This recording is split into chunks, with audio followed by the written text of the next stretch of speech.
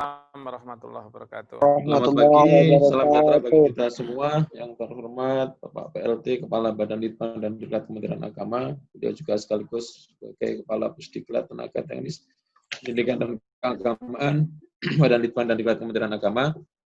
Yang kami hormati teman-teman panitia dan seluruh peserta yang berbahagia.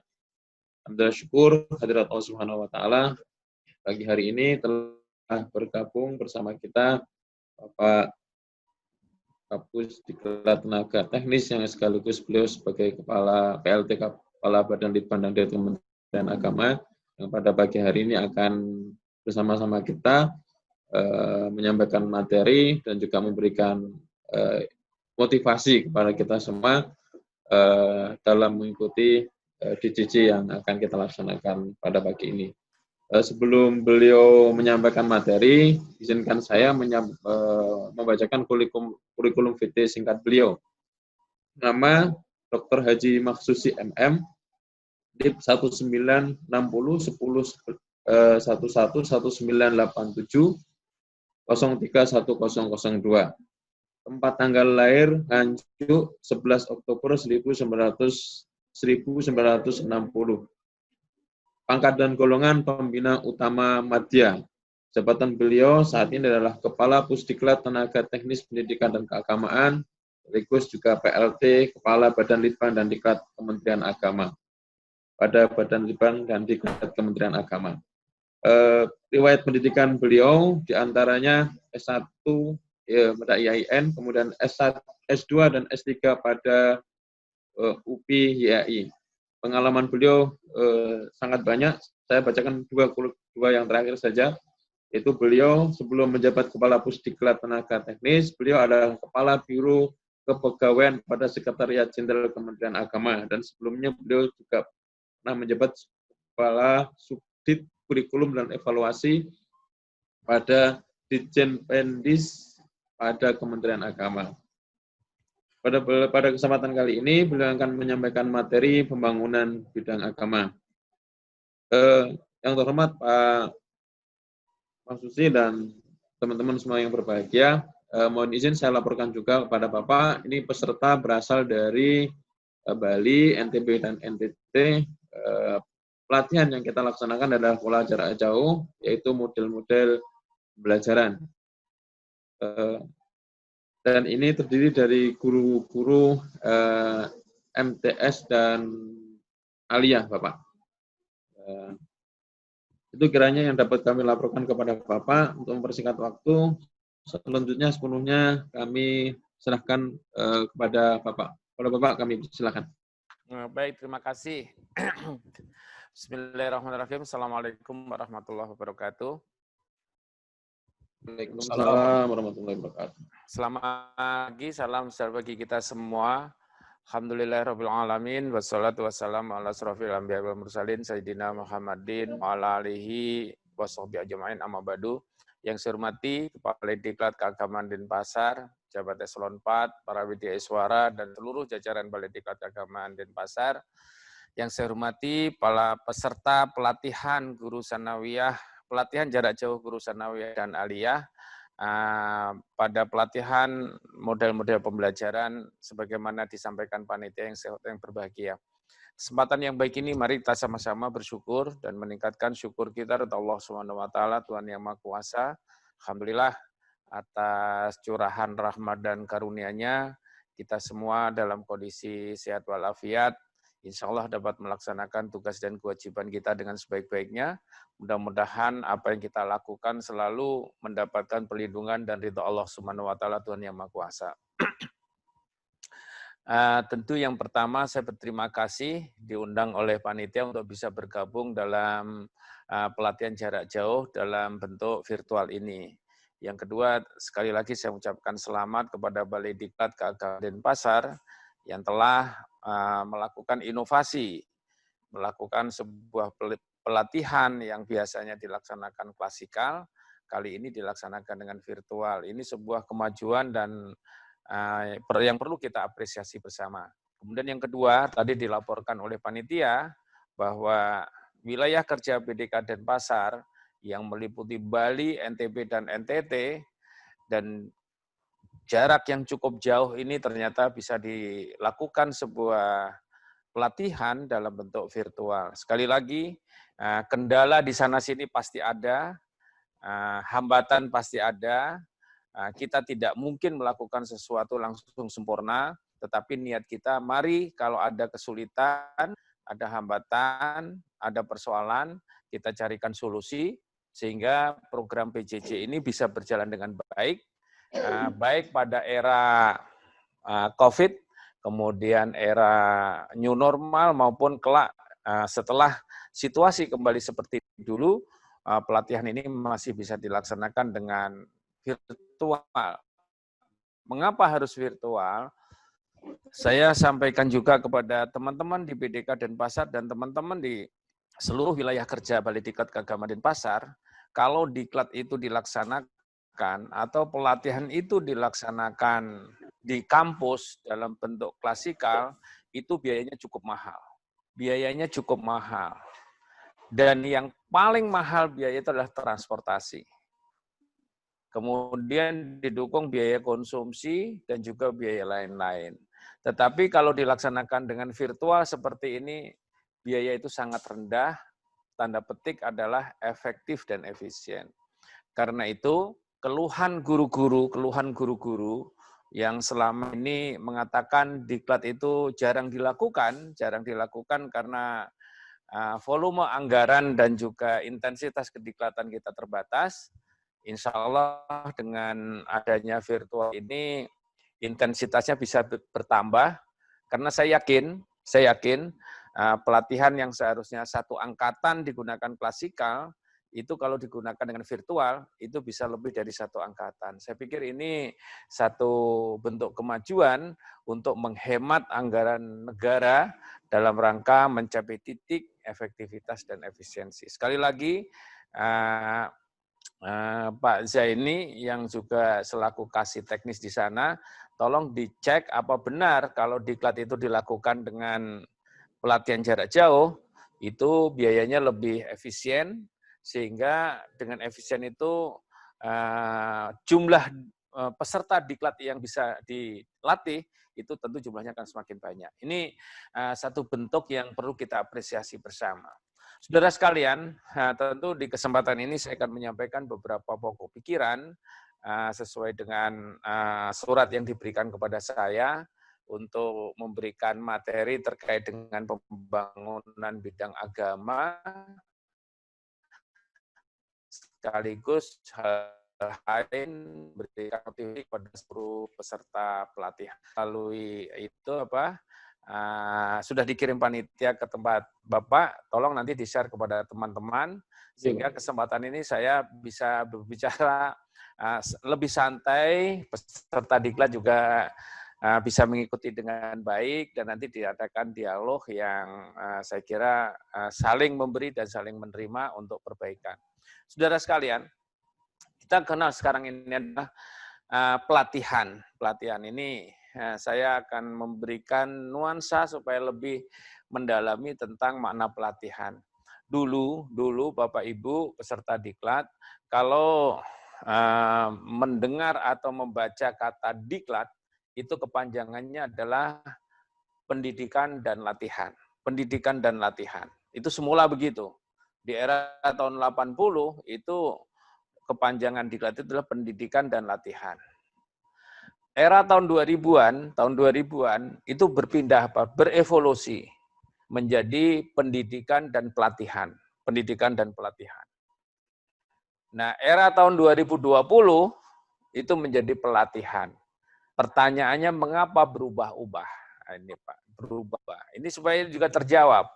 Satu, kata pendidikan dan latihan itu tidak linear. Mengapa tidak linear? Yang satu menggunakan pe-an, yang satunya an saja, gitu. Mestinya kalau kata ajar, pengajaran, kata didik, pendidikan, kata latih, pelatihan, kata tatar, penataran. Kok di situ ada kata latihan, gitu loh. Disadari itu kurang pas, maka di tahun 2000 diperbaiki menjadi pendidikan dan pelatihan. Namanya sudah pas. Lalu didiskusikan lagi, kok pendidikan ini menyatu dengan pelatihan, padahal dua hal yang berbeda. Berbeda. Terus dikaji, ternyata kalau pendidikan itu lebih ke formal untuk memenuhi kebutuhan SDM jangka panjang dan lebih pada pengembangan jangka panjang. Tapi kalau pelatihan itu waktunya pendek untuk menutupi kebutuhan saat ini atau saat sekarang dan lebih banyak orientasinya pada teknis dan skill. Ini tolong ini menjadi pemikiran kita bersama. Kita bedakan itu. Jadi pendidikan itu kesannya di SD, di SMP, di SMA, kalau guru itu ya sudah S1, kemudian S2, S3, dan seterusnya, itu pendidikan itu.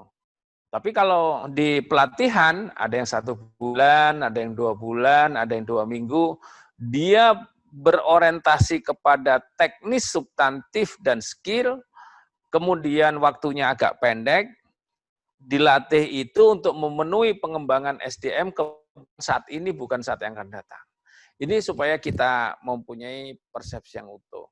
Nah, tidak menutup kemungkinan ke depan, kata itu akan terus mengalami evolusi, dimungkinkan adalah berubah menjadi pelatihan dan pengembangan. Pelatihan dan pengembangan. Jadi guru-guru yang hari ini ikut pelatihan, mungkin selama kurang lebih 2 atau 3 minggu, itu namanya pelatihan.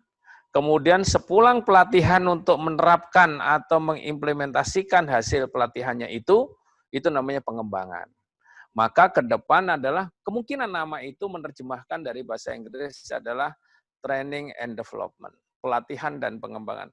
Pelatihan ada di kampus atau dengan PJJ, pengembangan adalah implementasi pasca pelatihan di satker masing-masing. Ini saya pikir harus utuh pemahaman kita tetap itu.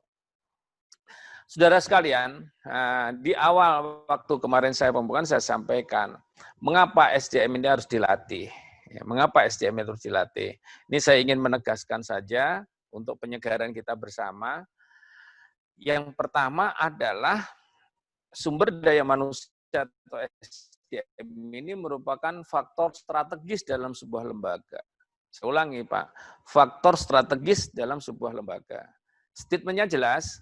Nah, Anda bisa membuat satu statement, lembaga mau maju, benahi SDM. Sekolah mau maju, benahi SDM-nya. Madrasah mau maju, benahi SDM-nya. Jadi kunci pengembangan lembaga adalah pengembangan SDM. Kalau diklat ini mau baik, maka yang mengajar juga harus bagus, panitianya juga bagus, pesertanya juga harus serius. Ini tolong menjadi catatan kita, ternyata dalam sebuah lembaga itu orang SDM itu merupakan faktor strategis, penentu. Kemudian yang lain-lain itu adalah faktor teknis saja atau taktis atau teknis. Misalnya ada di sana ada gedung, ada sarana, ada kurikulum. Boleh jadi itu juga penting, tetapi yang lebih penting orang. Saya bisa menggambarkan kepada Bapak Ibu guru yang hari ini ikut pelatihan, kita merenung sedikit tentang organisasi yang paling kecil yaitu rumah tangga. Rumah tangga. Saudara bisa bayangkan saja, kalau di rumah tangga itu rumahnya bagus, mewah, mobilnya banyak, tabungannya banyak, punya peralatan yang serba wah, tapi kalau SDM-nya dua suami istri tidak mengerti apa-apa dan saling tidak rukun, maka sarana itu tidak ada manfaatnya untuk mengantarkan mencapai bahagia. sebaliknya, kalau suami istri itu adalah rukun damai, walaupun kondisi rumahnya sederhana, sarananya sederhana, saya yakin anak-anak keturunannya akan menjadi baik dan mengikuti kebaikan-kebaikan yang telah digariskan oleh orang tuanya. Saya pikir semua kita tahu. Jadi saya bisa simpulkan, SDM adalah faktor strategis. Yang lainnya ngikuti. Itu yang kedua. Kemudian berikutnya saya ingin memberikan kepada saudara juga bahwa saudara dilatih selama kurang lebih beberapa kurun waktu itu mengapa, untuk apa, gitu kan. Nah ini saya ingin setidaknya sumber daya manusia dilatih itu untuk memenuhi 4 hal. Setidaknya untuk memenuhi 4 hal ini. Yang pertama adalah dilatih itu untuk memenuhi persyaratan jabatan. Jadi sederhana, kalau ada guru itu akan dijadikan pengawas, mereka harus dilatih dulu. Ada guru nih, gurunya mau dijadikan kepala sekolah atau kepala madrasah, dilatih dulu. Karena di sana ada persyaratan guru itu untuk menduduki jabatan sebagai kepala atau sebagai pengawas, wajib melalui sebuah proses pelatihan. Nah ini yang sering terjadi, ini mohon maaf Bapak Ibu Guru ya, mudah-mudahan di tempat Bapak Ibu Guru tidak terjadi, di tempat saya banyak terjadi. Jadi kebingungan, mengapa? Banyak guru yang sudah jadi kepala belum didiklat. Tuh. Banyak guru yang sudah jadi pengawas belum didiklat. Apa akibatnya Pak? Waktu menduduki jabatan kepala atau wakil, dia tidak bisa mencairkan tunjangan sertifikasinya, tidak bisa mengurus kenaikan pangkatnya, karena kan ditanya, mana pelatihannya? Gitu. Akhirnya apa Pak? Saya juga pernah berbincang dengan teman-teman dan juga pernah membuka diklat yang sama. Akhirnya diklat itu saya sebut antara judul di spanduk yang dibacakan dia dengan pesertanya itu beda, Pak. Apa bedanya?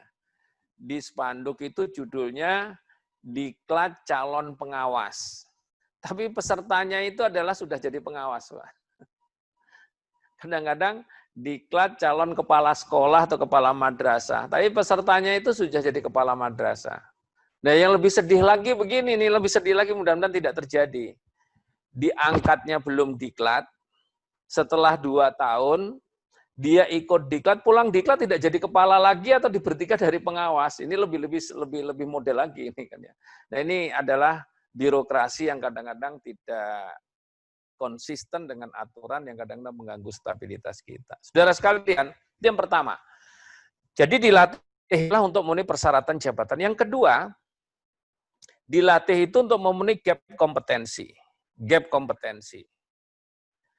Jadi saat ini, coba kita bandingkan. Saudara waktu sekolah dulu di tahun 2000, berapa itu?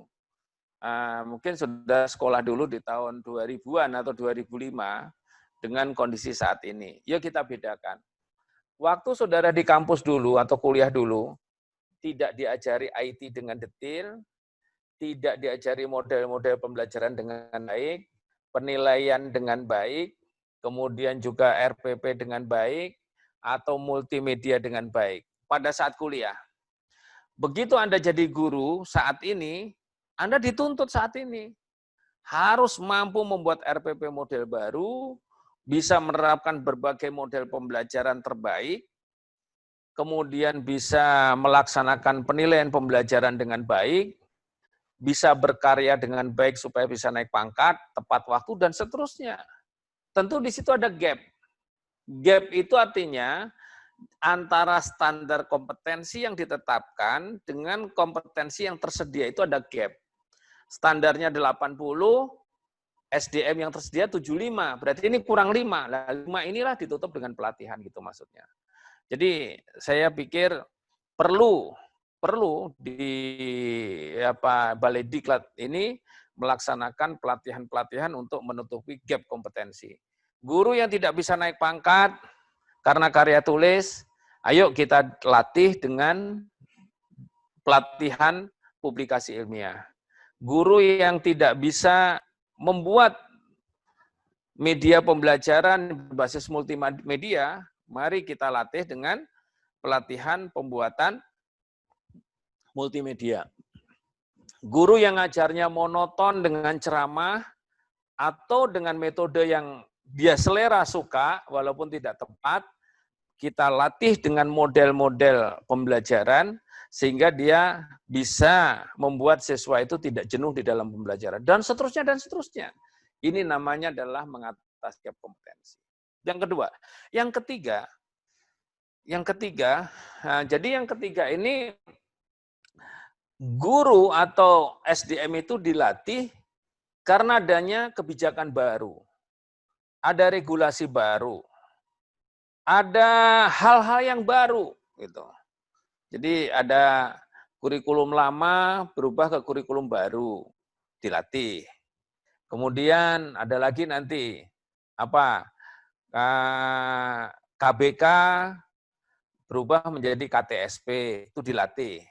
KTSP berubah menjadi Kurtilas, dilatih lagi. Kurtilas nanti transfer lagi ke kurikulum berbasis karakter, dilatih lagi. Nah, sekarang sudah ada lagi, sedang digodok, kurikulum madrasah, kurikulum pendidikan agama, yang bermuatan anti korupsi, dan juga bermuatan moderasi beragama. Nah, ini juga saya kira nanti akan dilatih. Nah, nanti ada pertanyaan ini berikutnya. Loh, itu kalau di kementerian lain, di Dikbud tetangga kita ini, kalau ada kebijakan baru kok dilatih gitu. Kalau di Kemenak ini ada kebijakan baru kok jarang dilatih gitu loh. Jarang dilatih itu ada apa? Itu mungkin menimbulkan pertanyaan besar. Nah, saya pikir yang harus dipahami adalah bahwa kita tidak bisa mendiklat dengan intensitas tinggi, tentu adalah alasannya klasik, yaitu persoalan keterbatasan anggaran.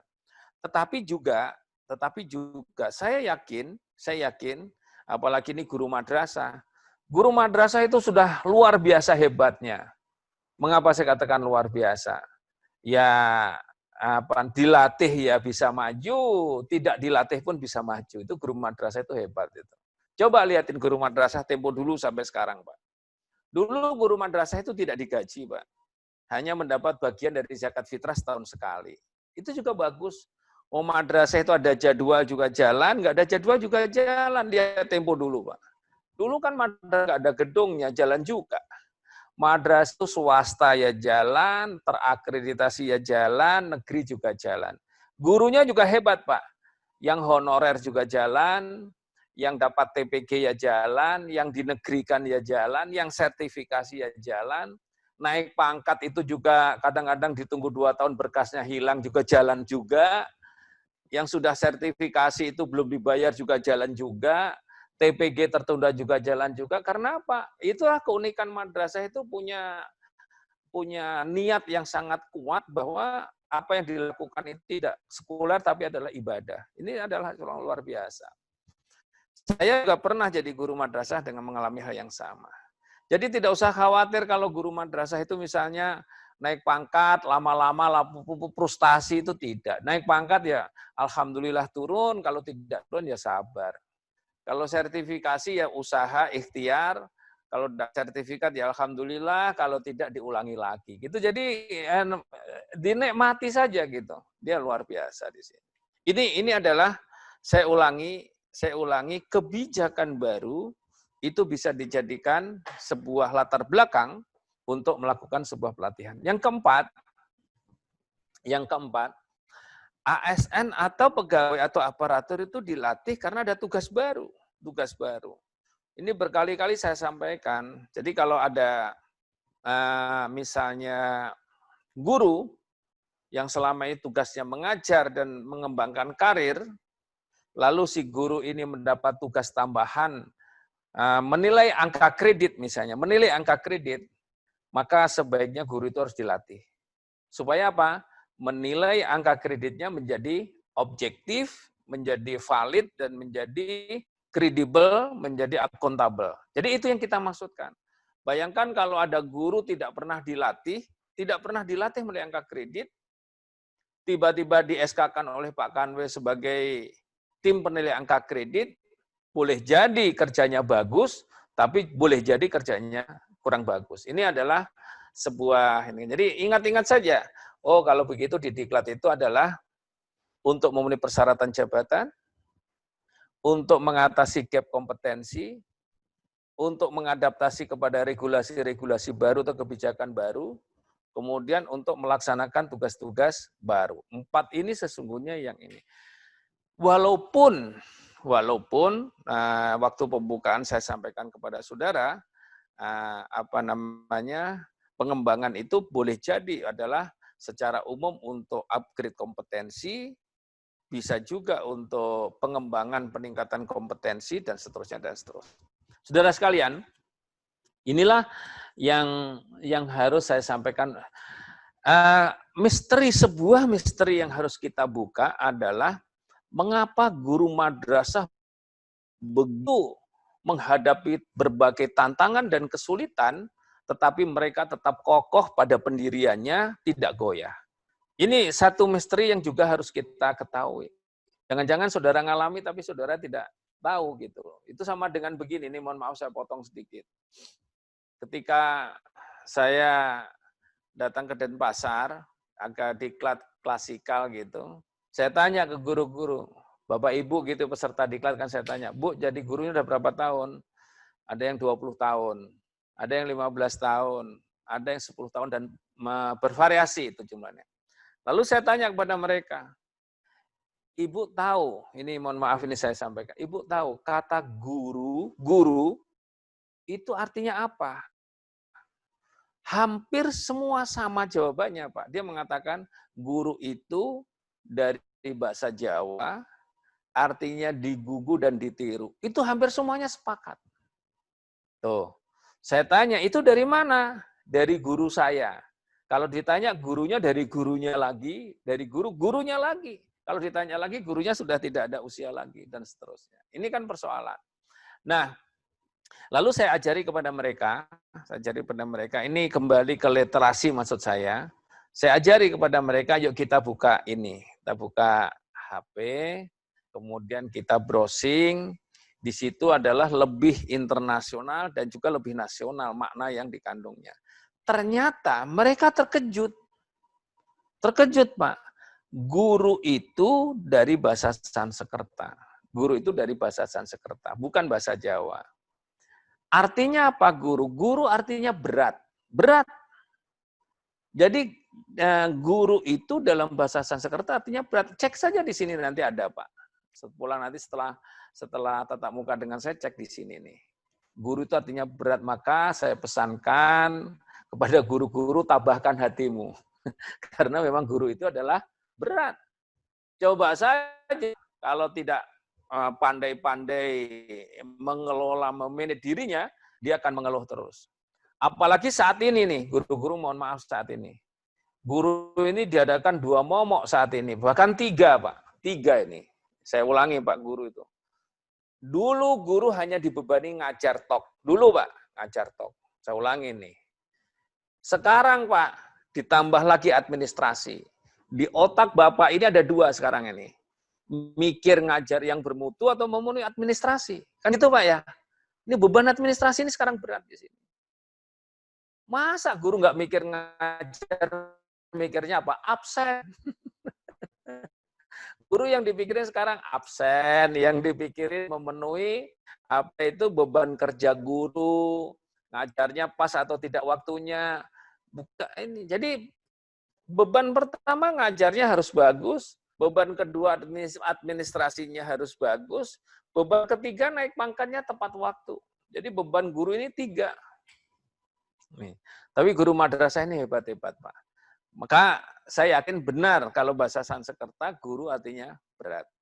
Kemudian cek di sini, Pak. Cek lagi di sini. Iseng aja, Pak. Sambil nanti setelah saya ini kan Anda iseng. Oh, gitu dibuka. Ternyata guru itu dari akar kata gu dan ru. Akar katanya gu dan ru. Gu itu artinya gelap, Pak. Gu itu artinya gelap. Ru itu penghancur. Ru itu penghancur. Bapak cek aja di sini, Pak. Coba. Jadi guru itu tugasnya adalah menghancurkan kegelapan. Makanya guru tidak boleh gelap. Khawatir tambah gurunya jadi gelap. Ini persoalan, Pak. Jadi tugas saudara ini berat adalah Pak menghancurkan kegelapan. Tuh. Itu bahasa Sanskerta. Jadi guru itu tugasnya kalau bahasa kerennya Ustadz adalah mengantarkan manusia minaz zulumat ilan nur. Itu adalah al-Ustadz. Ini tolong diinikan. Ini saya cek saja nanti di sini, Pak. Nah, kemudian di sini dijelaskan lagi, hebat ini, Pak. Ini. Dalam statement yang lain disebutkan, gu dalam bahasa Sanskerta itu artinya bayang-bayang yang kurang jelas.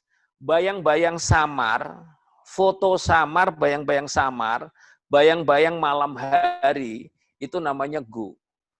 Ru itu cahaya atau sinar. Cahaya atau sinar. Lalu guru maknanya apa, Pak? Bahwa guru itu menyinari bayang-bayang yang kurang jelas supaya menjadi jelas. Itu, Pak.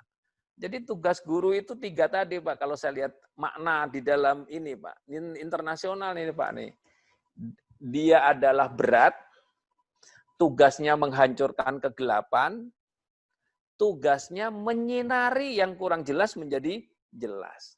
Nah, ini supaya nanti menjadi pengayaan. Jadi saya pikir guru-guru harus mulai disadarkan dengan teknologi sekarang ini, jangan hanya dengar, Pak. Sekali-kali lihat kamus di link ini supaya mendapatkan informasi yang tepat.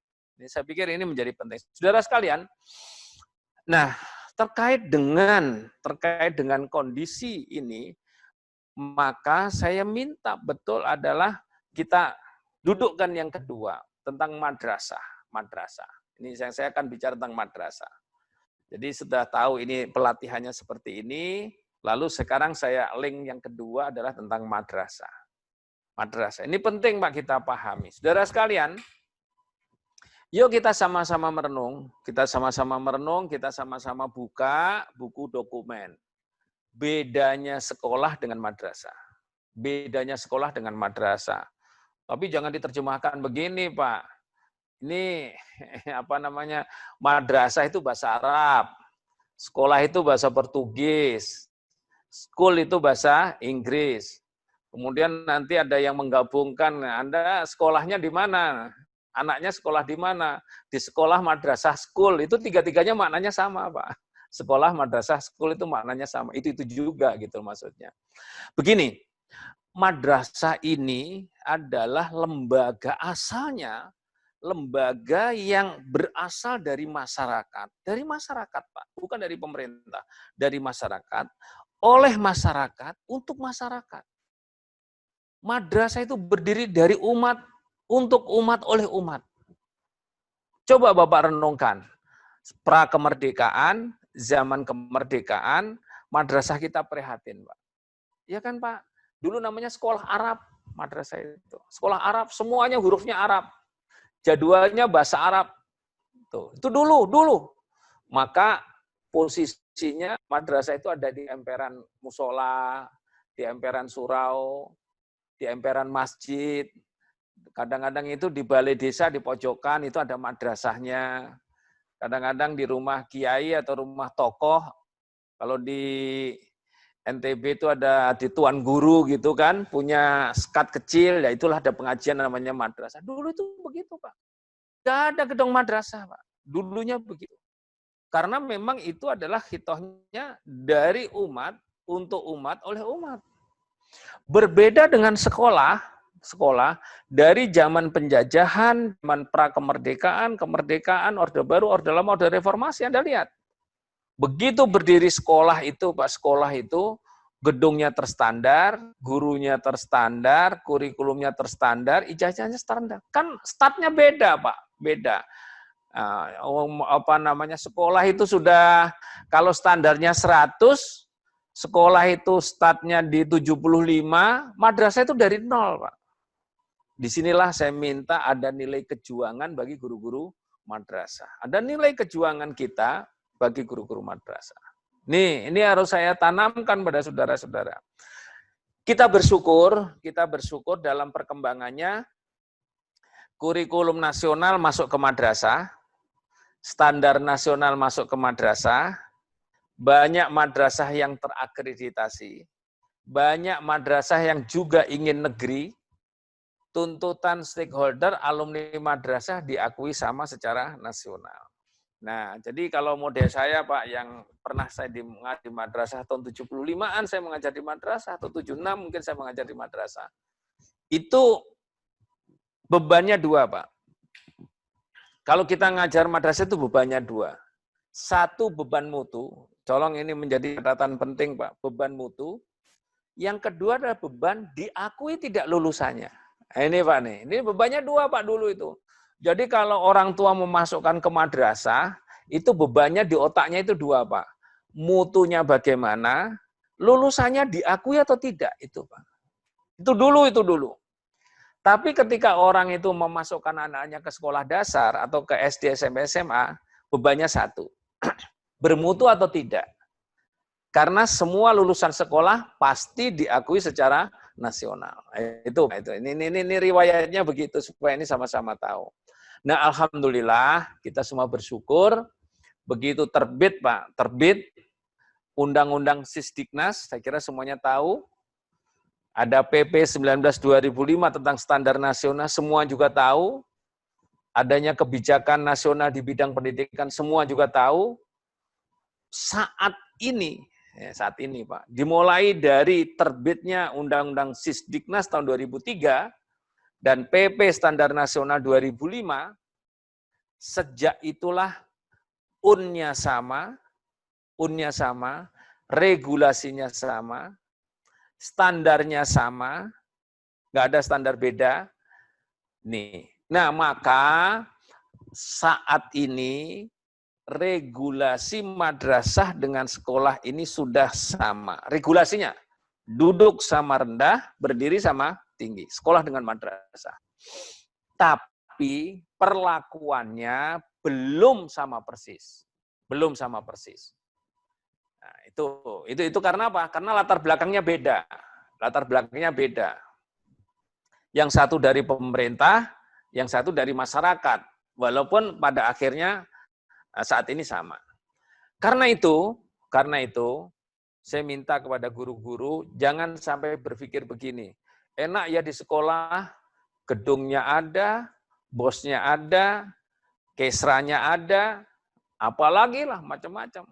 Kalau di madrasah, coba di madrasah, sudah lokasinya jauh, cari muridnya susah, sarananya juga pengembangan sulit, minta bantuannya juga sulit, pengembangan gurunya sulit, diklatnya juga jarang. Wah, semua itu Pak. Saya minta guru madrasah bisa mengubah dari keluhan itu menjadi harapan. Ubah keluhan itu menjadi harapan. Ubah kesulitan itu menjadi peluang untuk maju dan seterusnya. Ini tidak mudah. Maka saya yakin pernah juga saya menyampaikan di beberapa kesempatan mengapa begitu hebatnya madrasah. Ternyata setelah kita analisis ada dua faktor yang menurut saya sangat penting untuk inherent pada diri kita. Satu, Bapak dan Ibu waktu kuliah pendidikan di S2 atau S3 atau S1, itu ada teori, Pak. Ada teori. Ada teori nativisme yang katanya berhasil itu atas dasar pembawaan. Ada teori yang disebut dengan teori optimisme, teori yang terkait dengan milieu lingkungan yang menentukan. Ada teori konvergensi. Saya minta ini guru ini. Kita boleh percaya dengan nativisme, kita percaya dengan teori yang sifatnya optimisme, kita juga percaya teori konvergensi. Saya minta guru madrasah satu yang tidak boleh hilang. percaya bahwa orang dan kita ini sukses karena hidayah dari Allah Subhanahu wa taala. Itu yang terlupakan.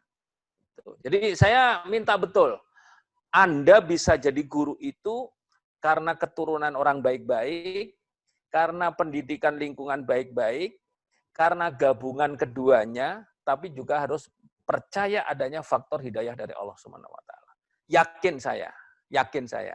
Ini tolong Pak ya. Jadi ternyata oh iya ya, kita ini jangan hanya sekuler memikirkan faktor-faktor ini saja, tapi ada faktor yang kadang-kadang terlupakan. Oke, kemudian yang kedua, ini yang terlupakan juga, yang harus saya sampaikan juga pada saudara. Selama ini kalau saudara ikut dalam training terkait dengan motivasi, training motivasi, itu trainernya lebih ke pengembangan satu masalah adalah intellectual quotient, kecerdasan akal atau intelektual. Di situ manusia bisa menyatakan benar dan salah. Saya ulangi Pak, ini yang dikembangkan. Bagaimana otak ini bisa tajam, bisa cerdas, sehingga dia bisa ngambil keputusan benar atau salah.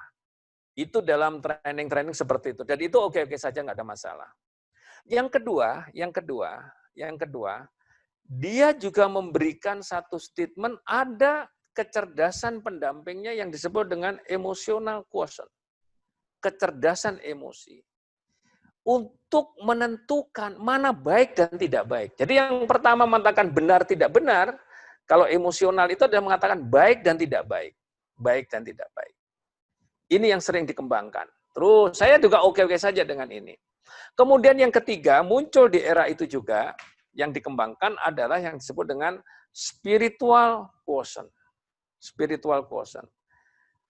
Moral dan agama ternyata juga bisa memberi arah yang tepat terhadap kerja akal dan kerja emosi.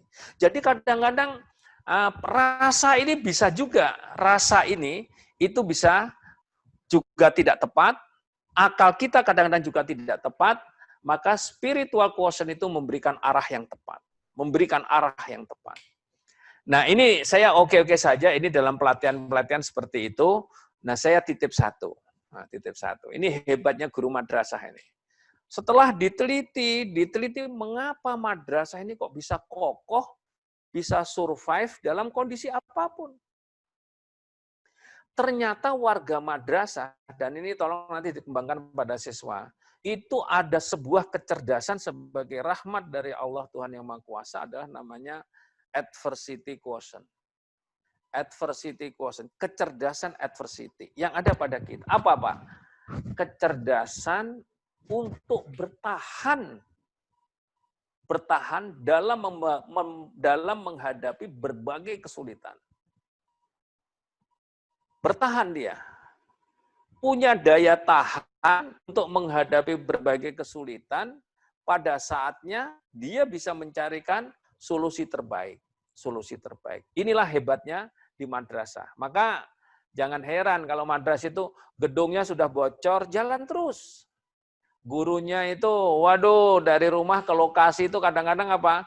Harus naik sepeda, kemudian kadang-kadang naik motor, kadang-kadang jalan kaki, jalan terus.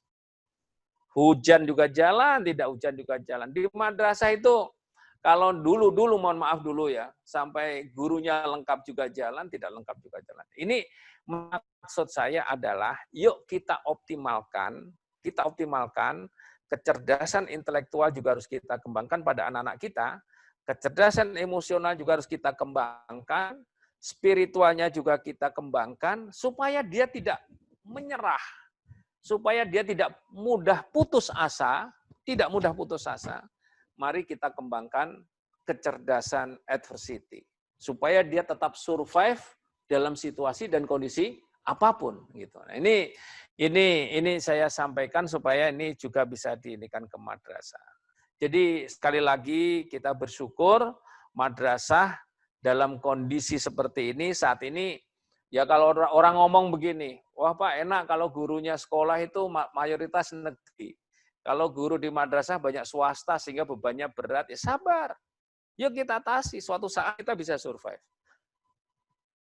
Ada lagi nanti yang ngomong lagi, Pak, kalau sekolah itu negerinya sudah 80%, swastanya bebannya tinggal 20%. Coba kalau swasta, kalau madrasah, negerinya baru 20%, swastanya 80%, sehingga bebannya berat. Ya kita sabar terus kita atasi. Memang itu menjadi sebuah kenyataan yang harus kita hadapi.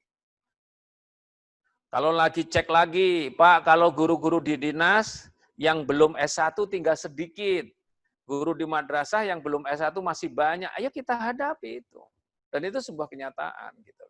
Saya yakin dengan kekuatan kita dan sebagai anugerah dari Tuhan Yang Maha Kuasa, insya Allah madrasah sebagai lembaga yang kelak dapat menyiapkan generasi emas yang religius di masa yang akan datang, insya Allah bisa tetap survive dan tetap eksis di tanah ada di bumi Nusantara ini.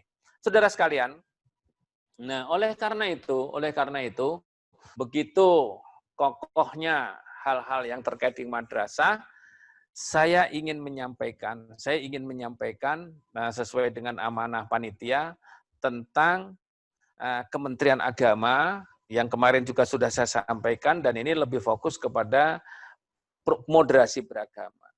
Saudara sekalian, nah saat ini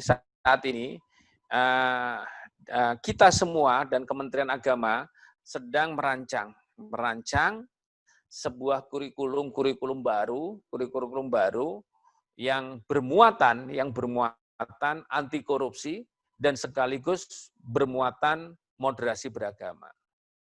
Kita tahu bahwa korupsi ini adalah perilaku yang tidak baik, perilaku yang tidak terpuji. Perilaku yang bisa mengganggu stabilitas dan dinamika organisasi. Nah, kita tahu bahwa moderasi adalah sebuah pendekatan bagaimana umat itu beragama secara moderat. Saya hanya ingin menyampaikan ke guru-guru, nanti lebih banyak kita gunakan waktunya untuk dialog dan tanya jawab. Saya hanya ingin menyampaikan kepada guru-guru, mari kita cermati 3 hal penting yang mau saya sampaikan dalam statement ini, supaya kita tidak kemana-mana. Kita sebagai guru di madrasah, dan juga sebagai aparatur negara, baik dalam bentuk PNS, ASN, maupun honorer, perhatikan statement saya yang ini terkait dengan pembangunan bidang agama, kondisi empiris kita, dan bagaimana kita mengoptimalkan moderasi beragama ini. Yang pertama ada 3 statement yang ingin saya sampaikan. Yang pertama adalah statement. Agar dipahami bahwa negara kita itu bukan negara sekuler. Saya ulangi, Pak. Negara kita bukan negara sekuler. Artinya tidak memisahkan negara dengan agama. Tidak memisahkan agama dengan negara. Ini ditandai bahwa seluruh warga negara ini, Pak, diharuskan memilih salah satu agama yang diyakini benar. Jadi negara tidak memberi ruang kepada masyarakat untuk tidak beragama gitu. Jadi kita ini seperti itu, Pak. Itu beda. Kalau saudara itu ke luar negeri, di negara yang sekuler, itu KTP itu tidak merek agama, Pak. Hanya nama, tempat tanggal lahir, alamat gitu saja. Kalau kita ini pasti ada embel-embelnya adalah agamanya apa. Itu menunjukkan bahwa negara kita bukan negara sekuler. Itu satu. Yang kedua yang harus dipahami oleh guru-guru adalah negara kita itu bukan negara teokratis. Apa negara teokratis, Pak? Yang menjadikan agama sebagai dasar negara. Jadi negara kita ini bukan negara teokratis. Bukan negara yang menjadikan agama sebagai dasar negara.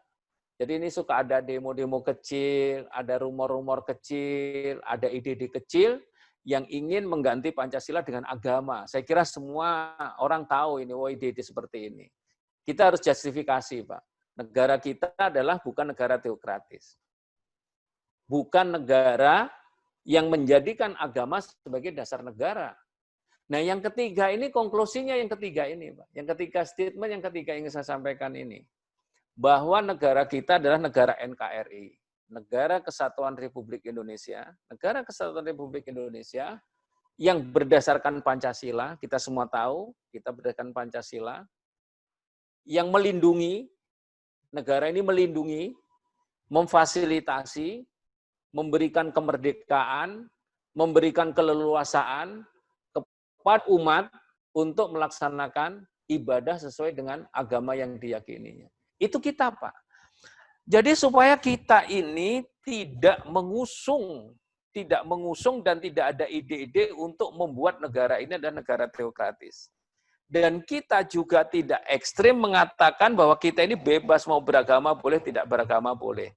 Tapi kita harus paham, negara kita adalah negara Kesatuan Republik Indonesia yang berdasarkan Pancasila, yang melindungi, memfasilitasi, memberi kemerdekaan, memberikan keleluasaan kepada umat untuk melaksanakan ajaran agama dengan sebaik-baiknya.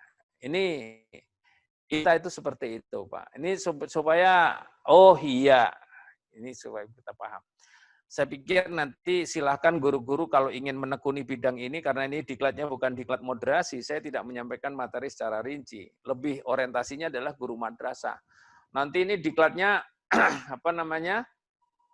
model-model pembelajaran, lalu diisi dengan banyak moderasi, jadi menjadi ambigu di pikirannya, kok diklatnya seperti ini. Makanya saya sekedar untuk menyampaikan saja prinsip ini.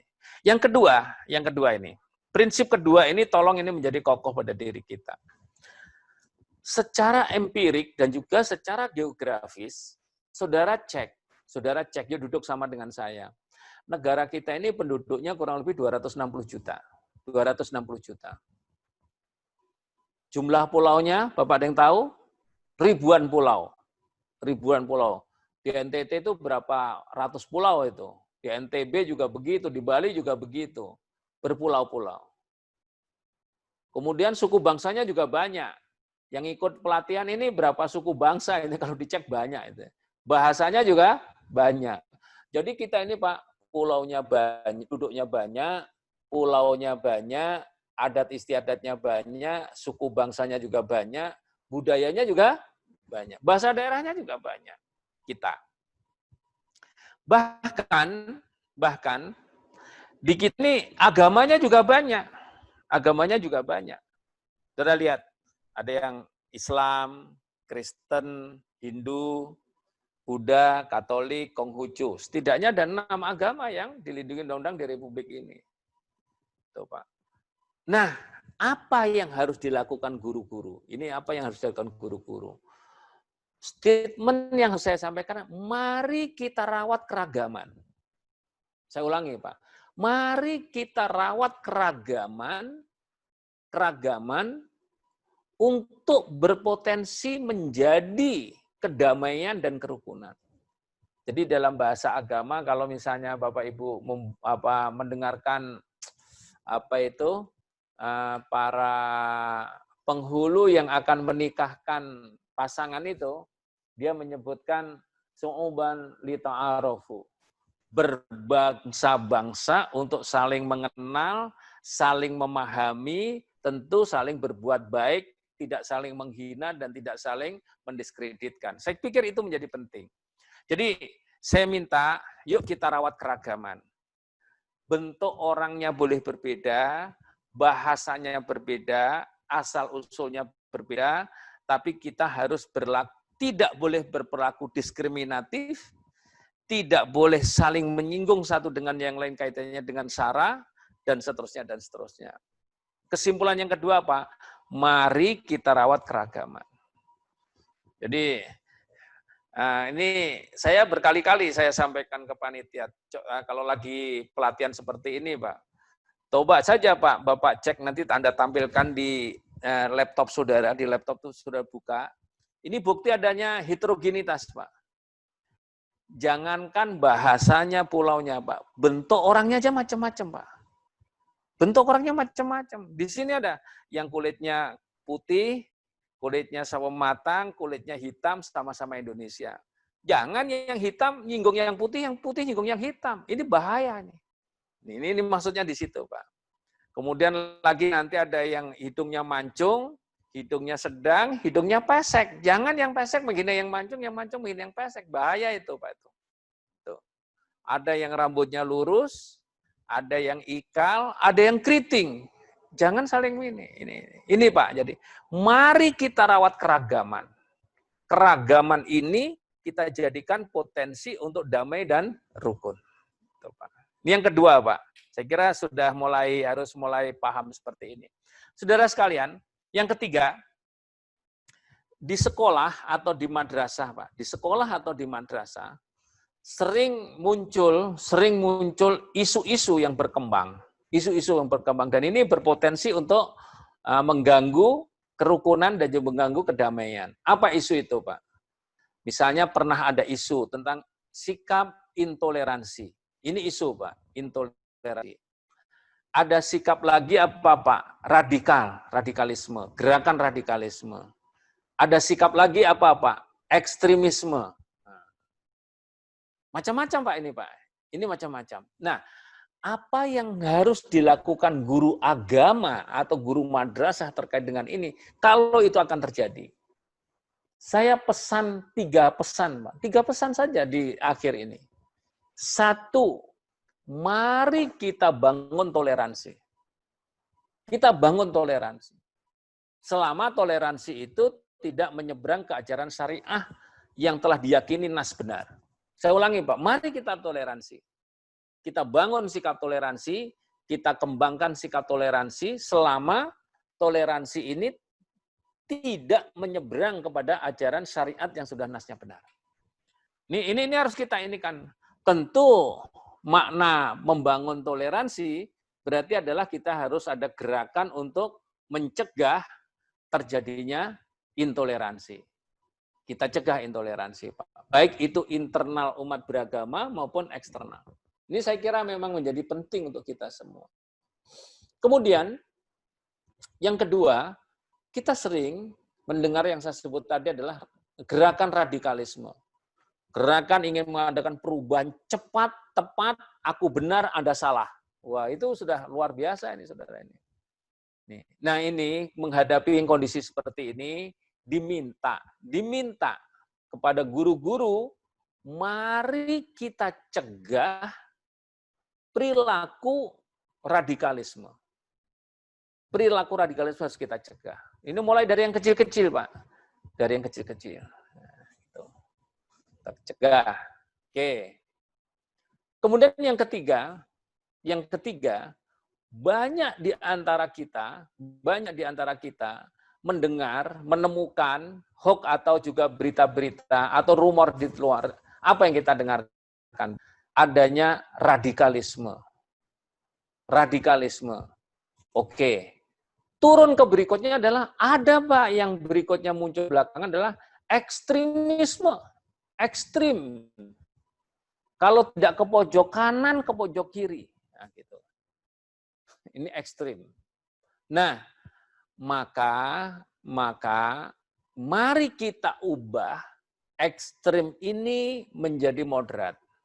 Yang ke kiri betul kita tarik ke tengah, yang ke kanan betul kita tarik tengah, supaya orang itu adalah bisa diajak dialog, dalam arti bisa mau'idhatul hasanah, bisa bil hikmah, dan syukur-syukur adalah dengan uswah hasanah. Jadi bagi kami adalah seperti itu. Ini tidak terlalu penting untuk guru, tetapi perlu juga disikapi dengan baik. Tapi kalau saya berhadapan dengan penyuluh agama, atau mungkin KUB, atau juga tokoh-tokoh masyarakat, ini harus rinci betul supaya mereka kokoh dalam mempertahankan terwujudnya kerukunan dan kedamaian. Tapi bagi guru secara sederhana, yuk kita pahami negara kita adalah negara Republik Indonesia. tugas pemerintah ini adalah memfasilitasi, melindungi, memberikan kemerdekaan kebebasan kepada pemeluk agama untuk melaksanakan ibadah sesuai dengan keyakinan agama yang dianutnya. Itu satu statement yang harus kita pegang.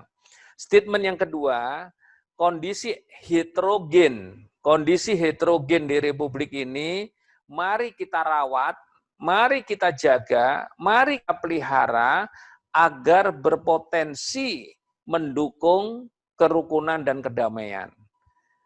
Mari potensi ini kita jaga agar tidak dijadikan sebagai faktor terjadinya perpecahan. Ini adalah harus kita jaga.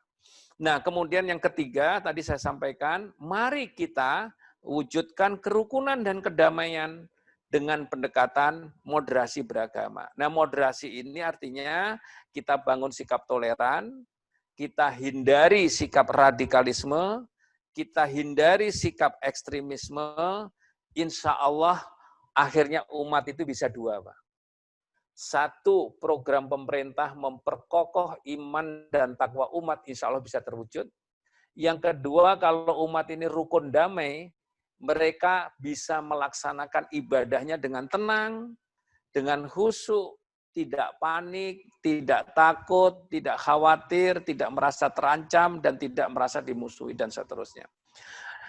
Nah, saya pikir ini pokok-pokok pikiran tambahan di akhir, karena ini adalah tugas pembangunan bidang agama, yang sesungguhnya adalah materi ini akan lebih didalami kalau pelatihannya itu bagi penyuluh agama atau bagi KUB atau para penghulu yang memang menjadi garda terdepan dalam seperti ini. Tetapi guru-guru sekedar tahu bahwa tidak menutup kemungkinan di madrasah atau di sekolah muncul ekstremisme, muncul gerakan-gerakan yang sporadis tentang radikalisme, juga gerakan-gerakan perilaku yang ekstremisme atau mungkin intoleran, ini bisa diantisipasi oleh guru-guru semua.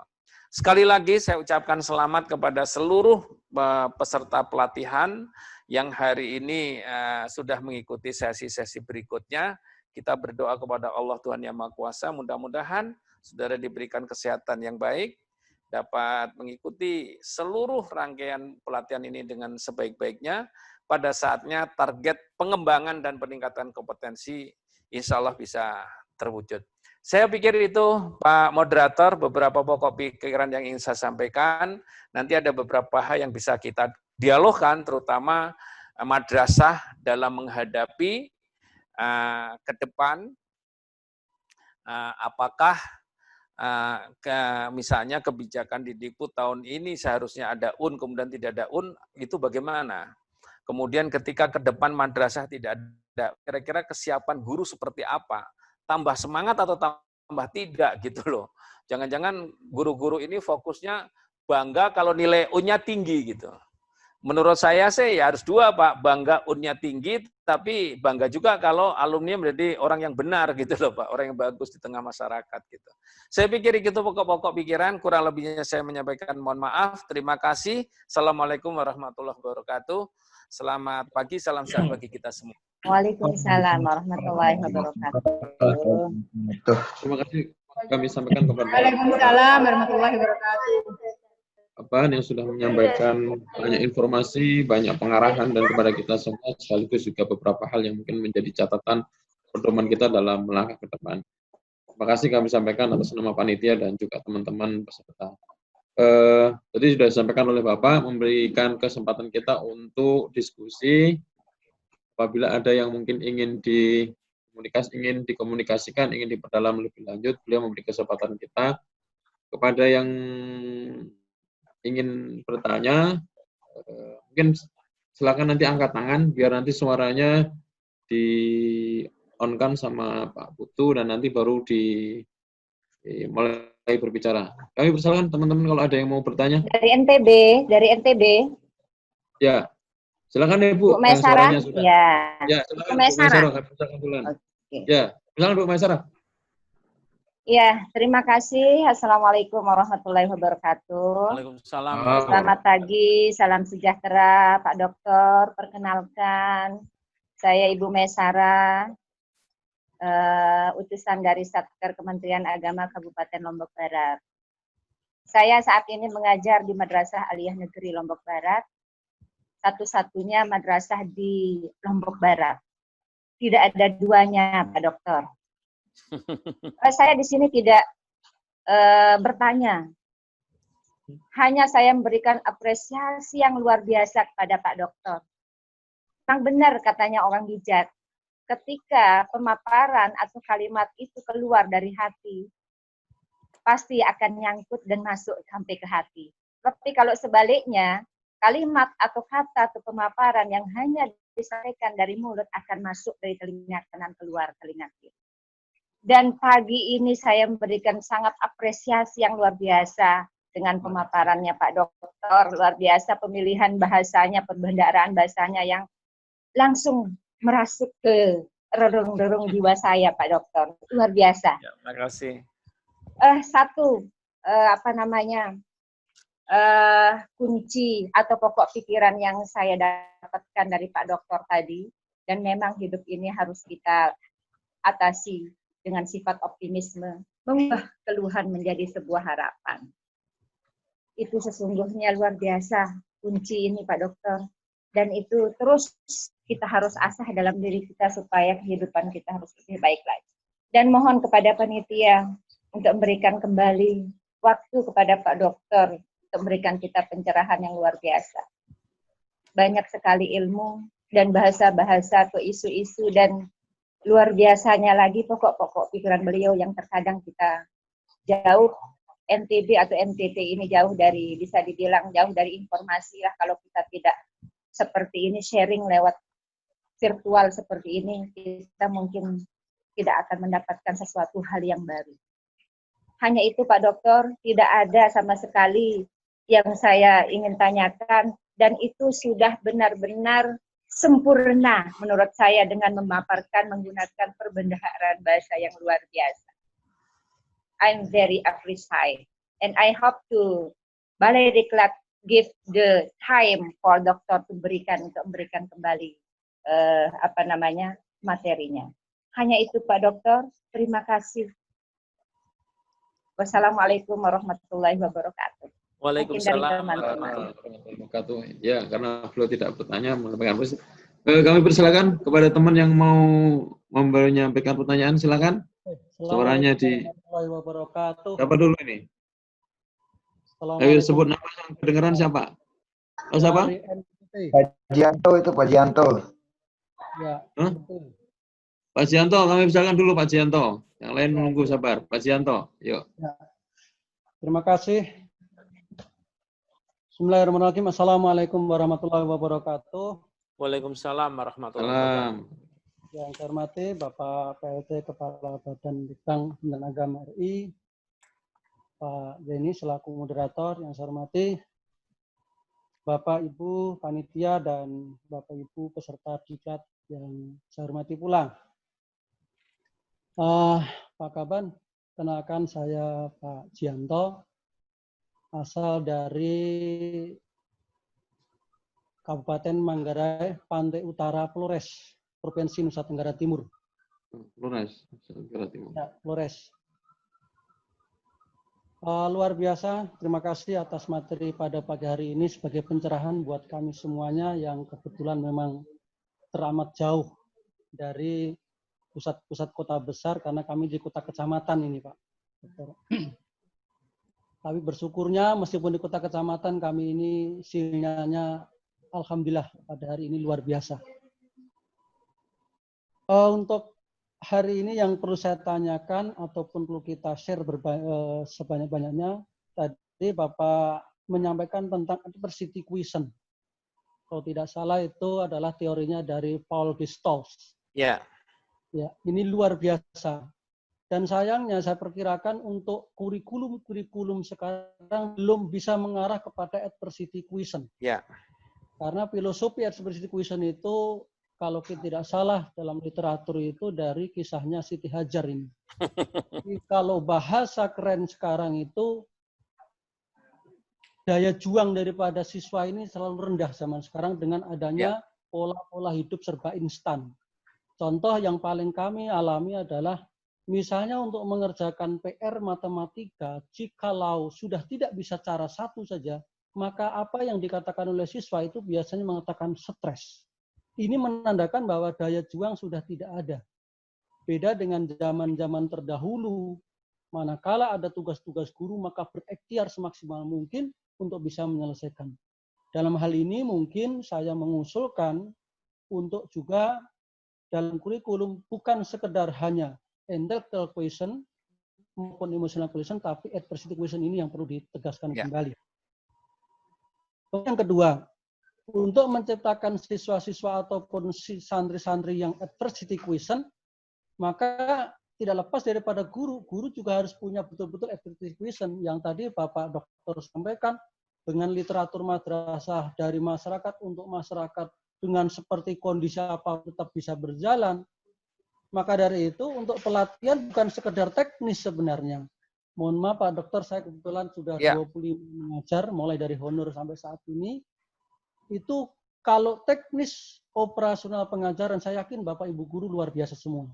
Tetapi ada juga yang masih kurang tentang pelatihan-pelatihan hal ini, contoh motivasi dan segala macam. Perlu adakan motivasi-motivasi yang mungkin dari balik diklat atau mengambil dari motivator-motivator yang luar biasa. Seperti kalau kita sering lihat literatur Andri Wongso itu sampai bisa mengatakan pangkatnya SDDTBS, sekolah dasar tidak tamat tapi bisa sukses. Itu motivator yang luar biasa. Yang ketiga adalah kendala kami di madrasah di bagian Flores ini tentang peran serta masyarakat, Pak Kepala Badan. Karena apa? Bahwa madrasah, apalagi dengan ilustrasi madrasah negeri, itu bahwa sekolah itu pernah itu dicanangkan tentang papan nama sekolah atau madrasah gratis. Sehingga kami yang swasta ingin menarik sebuah dana dari masyarakat itu akhirnya tidak mencapai target karena ngapain kita sekolah madrasah yang bayar-bayar kalau ada yang gratis ini.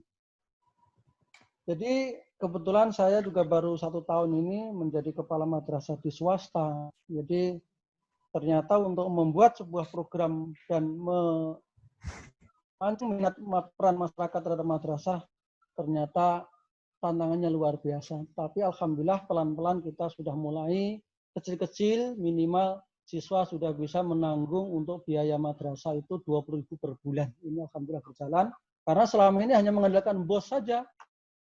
Karena BOS sangat terbatas untuk kebutuhan madrasah dalam rangka pengembangan. Dan madrasah kami dengan program 20.000 per siswa itu, alhamdulillah mungkin madrasah swasta kami yang insya Allah tahun ini kita mencanangkan CCTV.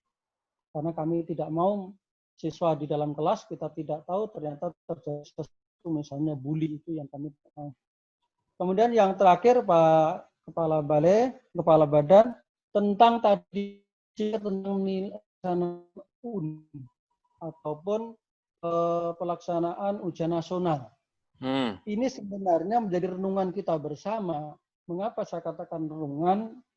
Begitu besarnya gap antara hasil nilai ujian nasional yang benar-benar objektif karena menggunakan sistem komputerisasi atau UNBK itu dengan nilai yang ada di madrasah masing-masing. Ini gap ini. Saya kira gap itu tidak bagus. Kenapa bisa berbeda begitu jauh?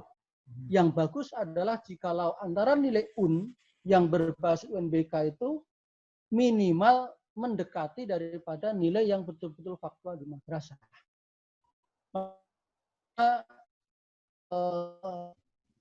Untuk ujian nasional itu tetap dilaksanakan, tetapi disempurnakan pada proses di madrasahnya. Artinya KKM-nya itu bisa diambil dari data-data nilai, bukan KKM dibuat oleh madrasah yang paling terjadi gap.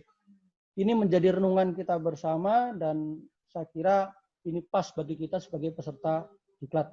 Demikian mungkin apa yang saya sampaikan. Terima kasih atas perhatiannya. Mohon maaf jika ada kesalahan dan kekeliruan kami. Salam dari kami, Flores. NTT Pantai Utara. Akhirul kalam, wassalamualaikum warahmatullahi wabarakatuh. Waalaikumsalam.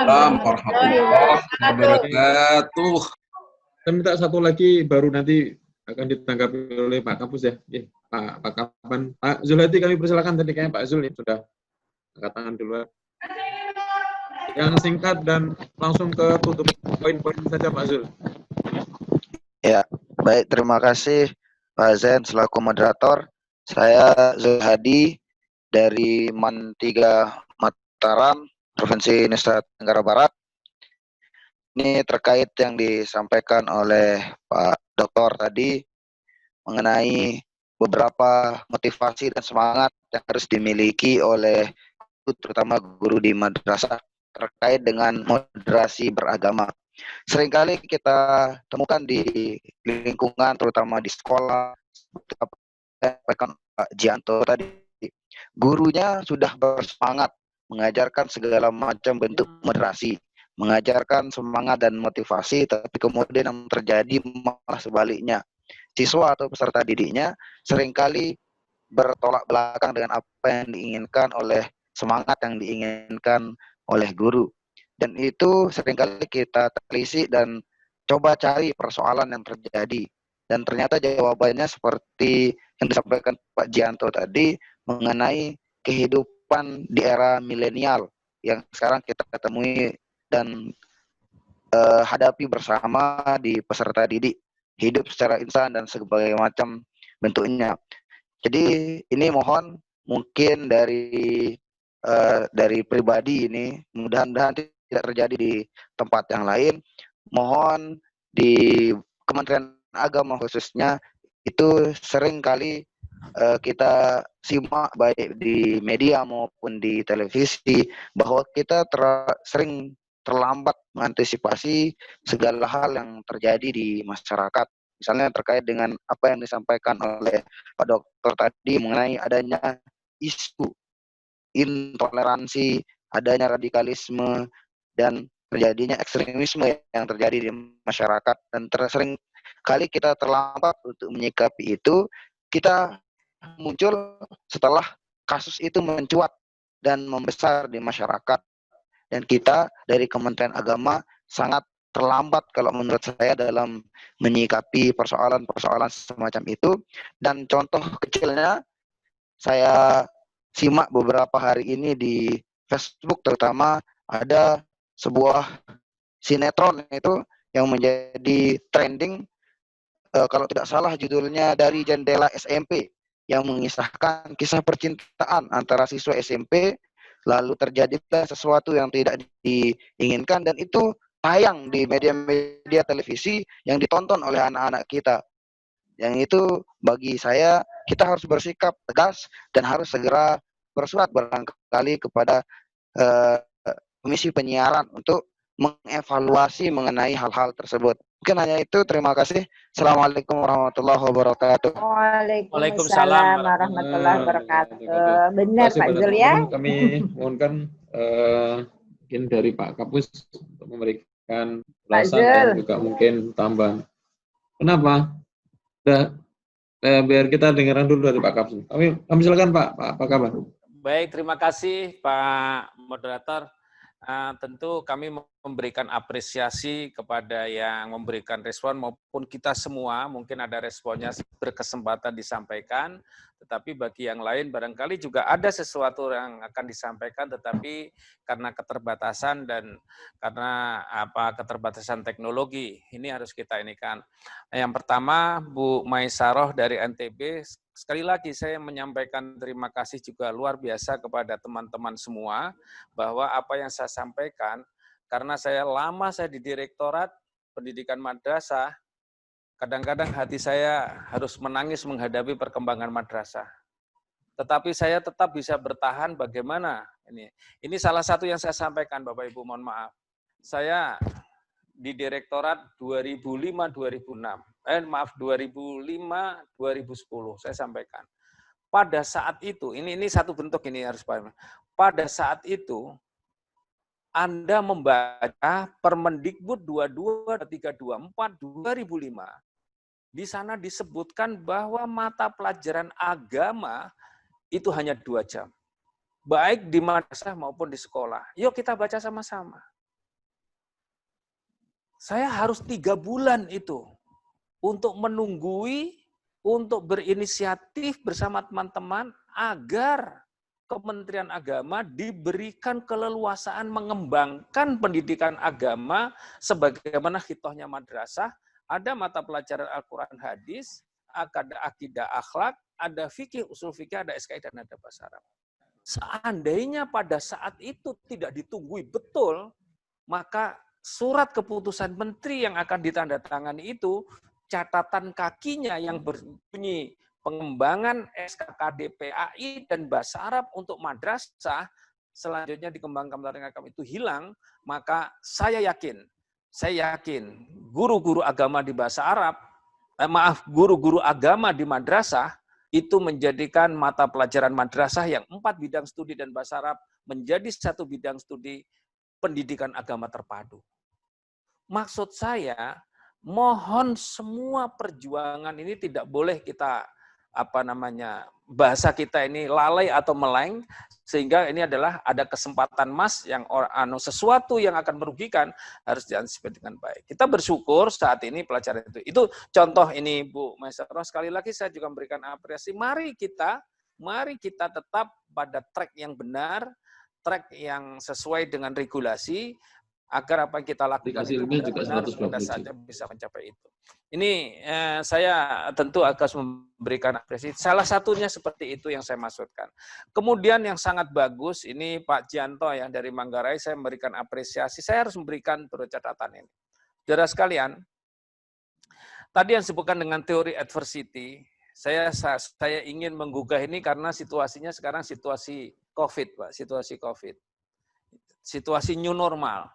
Sehingga saya harus angkat itu.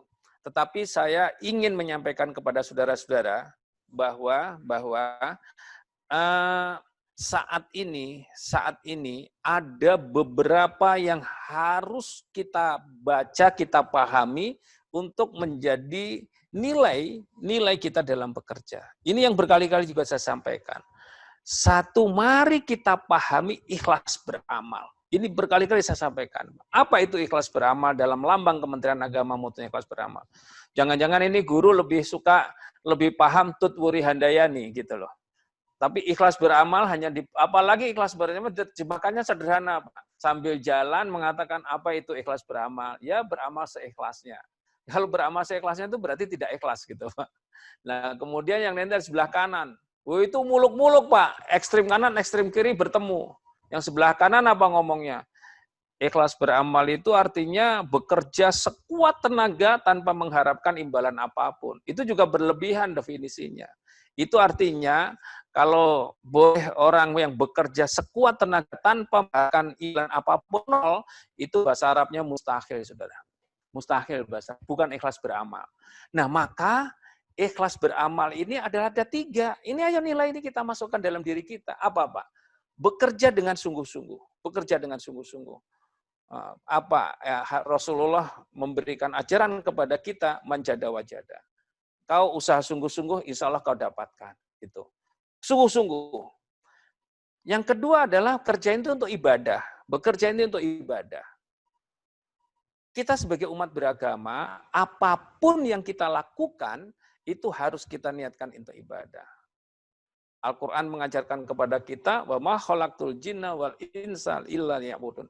Kita diciptakan oleh Allah itu satu saja, untuk beribadah.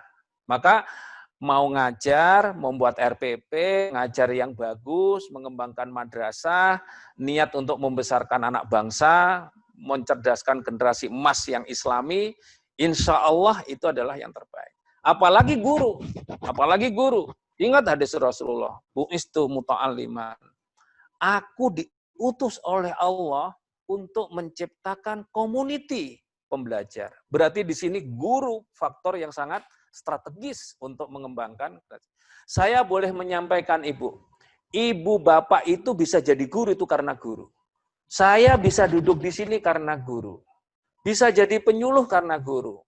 Pak Zaini bisa moderator karena guru. Coba. Seandainya tidak ada guru, apa yang terjadi? Ini kan, jadi ini adalah sebuah statement yang harus kita pahami, guru itu adalah segala-galanya. Kita harus menaruh perhatian yang cukup tinggi kepada guru. Orang bisa jadi gubernur, jadi presiden, jadi direktur, jadi ulama, jadi kiai, semua itu adalah kerja kerasnya guru. Tanpa guru, rasanya sulit kita untuk menjustifikasi dia akan berhasil. Makanya saya mohon maaf, saya termasuk orang yang paling hormat dengan guru saya. Saya kalau pulang kampung, walaupun sudah seperti apapun, ada guru saya harus datangi. Itu rasanya itu nuansa kebatinan dia itu bisa mengalir pada diri saya. Itu luar biasa, saudara. Jadi saya ingin mengingatkan seperti itu. Jadi nilai ikhlas beramal adalah kerja keras, kemudian kerja untuk ibadah, berapapun imbalan yang kita terima itu harus kita syukuri. Saya yakin semua teman juga paham. Al-Quran mengajarkan bagaimana bersyukur. Sekecil apapun rizki yang kita terima, kalau kita syukuri, insya Allah Allah akan melipat gandakan, baik dalam bentuk materi maupun non-materi. Saya kira semua kita paham tentang itu. Ini adalah sangat penting untuk kita. Saya sangat bagus terketuk dengan Pak ini kan. Nah, kemudian berikutnya tadi adalah tentang motivasi. Ini gurunya sudah sedemikian rupa berusaha, tetapi muridnya juga belum sedemikian. Saya sampaikan ini guru-guru punya pengalaman. Saya juga punya pengalaman yang sama. Begini, ini tadi disebut dengan era milenial itu menarik, Pak. Yuk sama-sama. Apakah mungkin terjadi begini, Bapak Ibu di madrasah itu? Saya tidak tahu nih. Ini sekedar informasi. Kalau di pondok pesantren ini, santri itu begitu ikhlasnya mencari ilmu. Santri itu ikhlas mencari ilmu, Pak. 500 santri duduk di halaman masjid. Dihadapi satu kiai, itu hadirnya santri tanpa absen, dia ikhlas. Bahkan dia berdesakan ingin ke depan mendengarkan apa yang disampaikan oleh kiai. Kalau kiainya itu capek atau lelah, cukup di atas meja kiai itu ditaruhnya adalah kitab tetap terbuka, lalu ada sorban, ada peci, kiainya pulang ke rumahnya, dan di rumah itu kiai tidur. Santri ditinggal 1 jam, kiainya ke istirahat, itu santrinya tidak merasa kecewa, tidak merasa menyesal, tidak ada merasa marah, dan seterusnya. Dia ikhlas, diberi apapun, ikhlas itulah yang membuat kita terbuka sehingga ilmu itu bisa masuk. Saya melihat, saya mengajar di perguruan tinggi. Saya kebetulan dulu beberapa kali saya pimpinan perguruan tinggi. Saya sedih. Apa-apa? Ini mohon maaf, mudah-mudahan tidak ada di tempat Bapak. Di kampus itu masuknya pukul 8, 8.30 mahasiswa itu di luar. Masih duduk-duduk di luar sambil teriak-teriak begitu. Karena dosennya belum datang. Saya lewat, saya tanya. Belum saya lewat ke sana, itu dosen itu kelihatan datangnya terlambat. Apa Pak kata mahasiswa? Mohon maaf ini saya sampaikan. Dia mengatakan, sialan dosen saya datang. Ini satu bentuk statement kehadiran dosen untuk memberi ilmu itu sudah tidak diterima dengan ikhlas. Nah, ini kalau terjadi hubungan tidak ikhlas antara guru dengan siswa, di situ ada tabir atau ada hijab. Ini mohon nanti filosofisnya para guru. Mari kita ajari guru mengajar dengan ikhlas, kita ajari siswa belajar ikhlas supaya hijab itu bisa terputus. Bayangin, dosen mau ngajar capek-capek terlambat kok dikatakan sialan dosen gua datang. Ini kan berarti kehadiran dosen itu tidak dikendaki oleh mahasiswa. Sedih saya, menangis saya. Mudah-mudahan ini tidak terjadi di madrasah. Nah kemudian juga nilai-nilai yang lain saya minta itu ikhlas beramal sangat bagus. Nilai 5 budaya kerja juga bagus. Ada di sana integritas, kejujuran. Ada yang namanya profesionalitas kerja dengan baik. Ada namanya inovasi, kita harus melakukan perubahan ke arah lebih baik. Agama mengajarkan esok harus lebih baik dari hari ini. Tanggung jawab, kita semua ada kullukum ra'in mas'ulun an ra'iyatihi. Saya kira semua tahu. Bapak-bapak ini semua adalah pemimpin. Walaupun bukan dari pimpinan. Nah ini saya tanya mahasiswa yang peserta pelatihan, Pak, apa bedanya pemimpin dengan pimpinan? Ya bedanya sedikit saja Pak, yang satu ada an, satu tidak. Pusing juga saya mendengarkan gini. Padahal sebenarnya setiap kita ini adalah pemimpin yang akan diminta bertanggungjawabkan kepemimpinan kita oleh Allah Subhanahu wa taala. Bapak boleh jadi bukan pimpinan, tapi Bapak adalah pemimpin. Itu beda Pak. Kalau kepala sekolah itu pimpinan. Nah, mungkin kepala kantor itu pimpinan, tapi individu-individu itu adalah pemimpin. Bapak ini pemimpin bagi dirinya, bagi keluarganya, bagi orang di sekitar Bapak itu pemimpin, dan itu akan diminta pertanggungjawaban. Maka saya pikir ini menjadi penting. Ini yang saya Pak Pujianto ini sangat bagus ya kan. Lalu peran pesan masyarakat ini Pak Zaini saya titip, mohon Pak supaya menggugah hati masyarakat. Jadi kalau saya buat statement Pak, kewajiban mencerdaskan bangsa itu sesungguhnya kewajiban pemerintah. Kewajiban mencerdaskan bangsa itu kewajiban pemerintah. Bayangkan madrasah itu adalah unsur masyarakat yang berpartisipasi secara ikhlas membantu pemerintah dalam mencerdaskan kehidupan bangsa. Ini harus digugah. Maka perlu ada pelatihan ini Pak Zaini, tolong anukan kalau ada masalah manajemen berbasis sekolah Pak. Manajemen berbasis madrasah. Ini adalah orientasinya kemandirian madrasah dan mengoptimalkan peran serta masyarakat untuk mendukung kemajuan madrasah. Ini pelatihannya saya kira perlu dikembangkan. Saya titip Pak, ada beberapa angkatan di tempat Bapak, pelatihan kepada guru-guru barangkali yang ini hadir atau yang lainnya, silahkan saja dilatih untuk sebuah pelatihan manajemen berbasis madrasah yang tujuannya adalah memanfaatkan keunggulan madrasah dan mengetuk masyarakat untuk punya partisipasi lebih besar lagi, lebih optimal lagi mendukung keberadaan madrasah. Saya kira ini juga menjadi sangat penting yang disampaikan oleh Pak Gianto. Terima kasih Pak Gianto yang ada di Manggarai. Mudah-mudahan madrasah Bapak bisa terus berkembang dan terus lebih baik di masa yang akan datang. Nah, kemudian tentang memang ini di persimpangan jalan, kita paham ya. Begitu tahun 2005 Pak diberikan statement pemerintah pro dan kontra, setuju tidak setuju, itu hal yang wajar Pak. Setiap kebijakan pemerintah atau kebijakan siapapun tidak mungkin 100% Pak. Ada satu atau kelompok lain yang pro dan kelompok lain yang kontra. Itu biasa. Biasa itu adalah alami.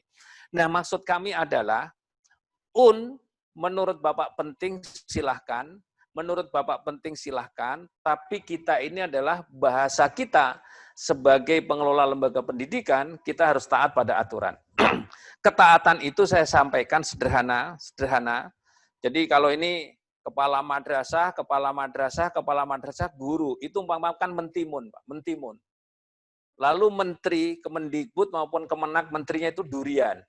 Bapak tahu Pak, kalau mentimun itu satu gudang, duriannya satu, itu saya kocok, itu mentimunnya berubah bentuk, duriannya utuh, Pak. Artinya apa, Pak? Perlu sami'na wa ata'na. Kalau pemerintah di 2020 ini tidak mengadakan sudah kita siasati peningkatan mutu tidak harus lewat dengan 2021, ternyata penilaian madrasah, ini saya titip Pak Zaini, juga perlu disiasati, Pak. Pada saatnya nanti ada penilaian berbasis asesmen, penilaian berdasarkan portofolio, dan penilaian berdasarkan tugas yang mengubah menjadi penilaian ini, saya pikir pelatihan juga perlu segera dilaksanakan. Nanti saya akan sampaikan kurikulum-kurikulum terbaru tentang ini. Supaya madrasah-madrasah yang ada di Bali, di NTB, dan di NTT, itu bisa sama dengan kita berjalan, syukur-syukur bisa lebih maju dalam berjalan, itu kiprahnya balai sangat ditunggu oleh mereka. Jadi bagi kami, Pak, begitu ada perubahan, segera kita lakukan pelatihan supaya mengantisipasi informasi dari Pak Zulhadi supaya kita tidak terlambat, Pak. Terlambat. Jadi itu ada tentang Kemudian Pak Zulhadi dari NTB ini sangat bagus, ini kan ya, kita ini selalu terlambat. Sebenarnya dua hal, Pak.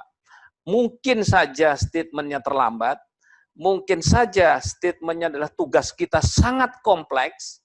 Kemudian yang ketiga juga mungkin saja kita hati-hati dalam menghadapi karena ketika ada masalah itu Kemenak tidak harus di depan. Ada Pak, ada SOP ketika ada masalah konflik, kemudian ada masalah isu, kemudian adalah masalah yang disebut Bapak tadi tentang film yang baru itu Kemenak tidak harus di depan, Pak. Ada SOP-nya, Pak. Satu misalnya, di sana ada komisi penyiaran. Kalau misalnya terkait dengan kerukunan, pasti di sana ada KUB.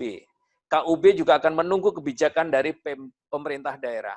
Pemerintah daerah juga menunggu dari pihak keamanan atau dari pihak pemerintah daerah setempat, dan seterusnya. Nah, koordinasi inilah yang menurut kami menjadikan kita kadang-kadang responnya agak terlambat. Jadi di situ adalah masalah koordinasi, Pak. Tapi saya senang mendapat informasi dari Bapak, minimal mengetuk kita untuk lebih cepat dan tepat dalam melakukan respon terhadap peristiwa-peristiwa yang terjadi.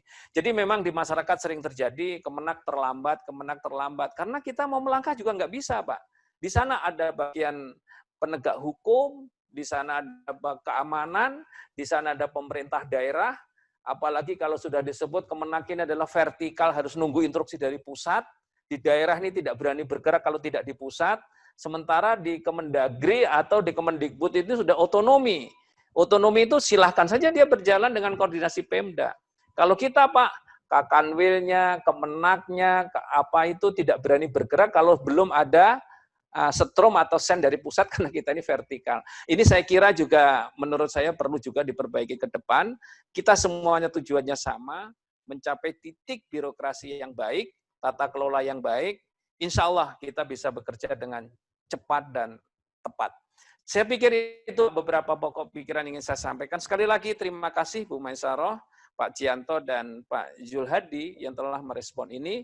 Kepada semuanya, insya Allah pada kesempatan lain ini.